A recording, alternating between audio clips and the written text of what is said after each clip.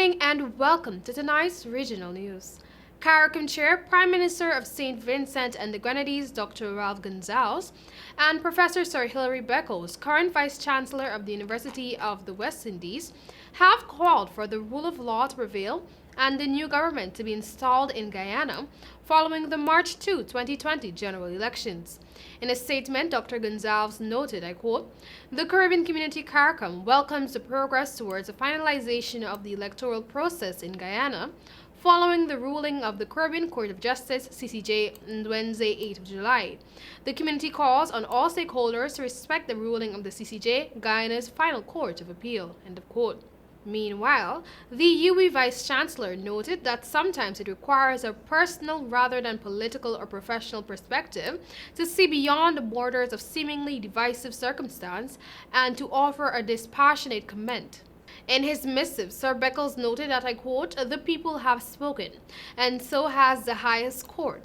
From the 2019-2020 electoral campaign and the franchise exercise, their will is not known. The process has been monitored and reviewed by CARICOM. The findings of the outcome should be declared and implemented. There is no other option that will be acceptable to the region and wider world. I join with the current and past heads of CARICOM, the Honorable Ralph Gonzalez and the Honorable Mia Motley, respectively, and with the former Prime Minister of Barbados, the Honorable Owen Arthur, in calling for the official embrace of the evidentiary truth of the election." End of quote, the UWI Vice-Chancellor said. And now for news from Trinidad and Tobago. Prime Minister Dr. Keith Rowley has accused the United National Congress, UNC, of buying votes for $300 Trinidad and Tobago dollars as part of their attempt to ensure success in the August 10 general election. He alleged that the source of these funds come from their ill-gotten gains during their time in office. The PM made the allegations during the People's National Movement's PNM first virtual political meeting at Bagatelle Community Center, Diego Martin. Rowley boasted that no one in his government was running from the police, nor had anyone used their position to further their own interests during the past 5 years. He reminded citizens that under Trinidad and Tobago's laws, it is an offense to pay somebody to vote.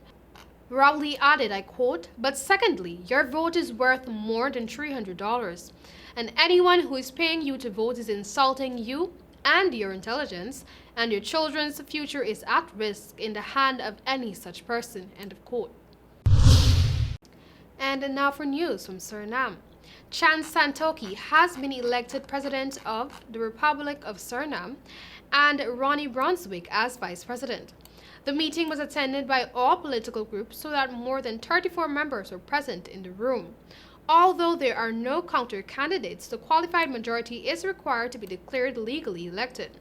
The public meeting was led by Assembly Chairman Ronnie Brunswick at the opening. Mathuera announced that the nomination has been done correctly and the required documents have also been found correct. Sharman determined that Santoki has been elected president and Brunswick as vice president. The meeting was attended by President Desi Boutrissa and Vice President Ashwin Adin. The transfer of power will take place on Thursday.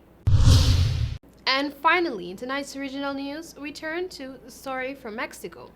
Deaths in Mexico from the coronavirus pandemic rose above 35,000 on Sunday, with the Latin American country overtaking Italy for the world's fourth highest death total, according to Reuters data.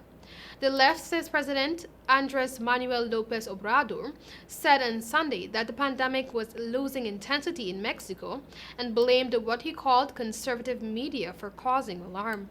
Mexico on Sunday recorded 276 additional fatalities and 4,482 new infections to bring its coronavirus death toll to 35,006, with 299,750 confirmed cases. Italy has recorded 34,954 deaths and 243,061 cases. Mexico trails the United States, Brazil, and the UK in total deaths. While Italy appears to have tamed the virus, the pandemic is showing few signs of easing in Mexico, where the government has faced criticism for reopening its economy too soon. And that was all for tonight's regional news. Thank you for joining. Back to you, Travis.